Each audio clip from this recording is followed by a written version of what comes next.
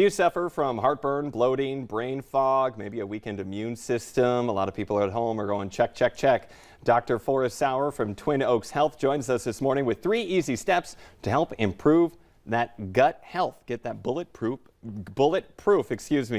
gut. And so what are some of the things we need to know? And when you're talking about the bloating, the gassing, the diarrhea, you're speaking for a friend, of course. Right? Yeah, never me. No, I don't bloat. It's a gift. So there's 3 major reasons why you need to absolutely take care of your gut more than anything else. It's where 80% of your immune system lives. And so if you have a gut that is not healthy, if you have this bloating, if you have pain in your intestines after eating random food reactions, that is actually also compromising your immune system, which we all know is very important in today's age. So the first thing that you can do to start really rebuilding your gut is removing artificial sweeteners from your lifestyle.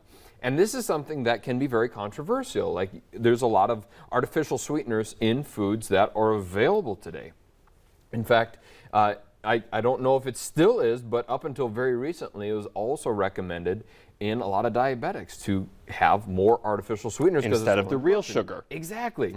And what has actually been shown to be the case is that destroys your gut bacteria. And it'll actually send signals to your brain craving more sugar, more sweeteners, because it tricks your body. So the artificial sweeteners, it completely destroys your bacteria in your gut. And there's good bacteria and bad bacteria.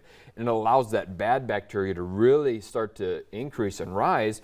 And that will create even more of the GI issues, like you said, with the heartburn and the bloating. And in even some cases, depression and anxiety.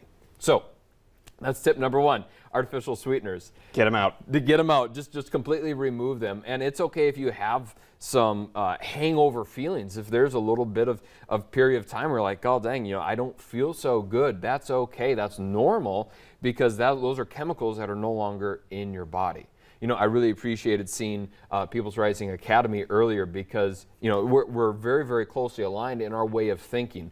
There is hope. If you've struggled with bowel issues for decades or years, there is hope.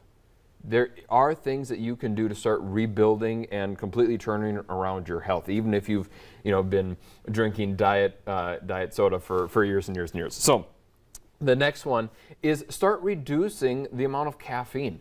Caffeine is a dehydrator. Your gut needs a lot of liquid, a lot of water in there. And if all we're drinking is soda, or all we're drinking is coffee, and we're not drinking enough water, then we're really going to be compromising our gut's ability to actually function.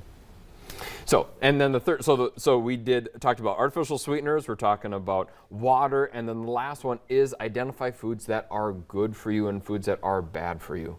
Some of the obvious ones are lots of fried foods. Like if you're eating all the French fries and the fried chicken, those are actually, the bad oils in there will actually destroy your gut, just like artificial sweeteners. So vegetable oil, soybean oil, all these will start to degrade and erode the gut health. That again will just simply spiral out of control into a lot of other diseases that are so common, like heart disease, depression, anxiety that we talked about, and even diabetes. Everything is so connected in the body. It really is. It really, really is. And one of the most common frustrations that I hear from my clients is where they go from this doctor to that doctor, and it's very, very specialized, which they're very good at what they do. They have their purpose. But oftentimes having someone tie all these pieces together instead of just simply bouncing from specialist to specialist is very illuminating.